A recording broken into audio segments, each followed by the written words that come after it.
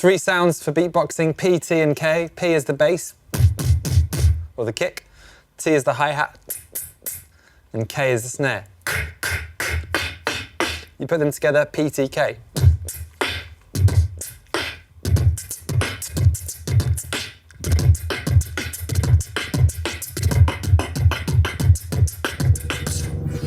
Being a working musician these days is tricky, it's hard. It's not for the faint-hearted.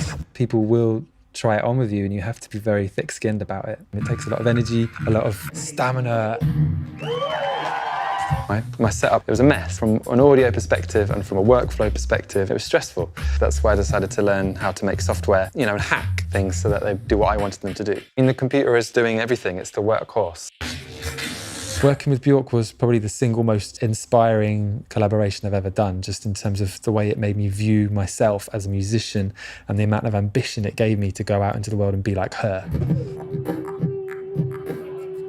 It made me realise that there's more to beatboxing than just copying Snoop Dogg beats and making people cheer.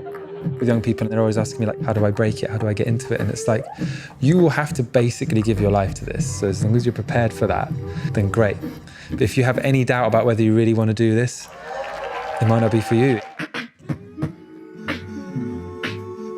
The anxiety is always there.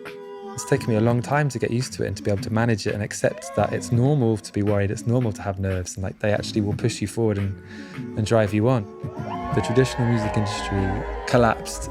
All those managers and industry people, they're all focusing on live and they're panicking about it. There's a generation of artists like myself who only ever grew up doing live. We're used to just making our living from performing and making people dance and making people happy. And I think that's working in our favour in terms of like this kind of new version of the music industry. If you grew up with it, then you're not anxious about it.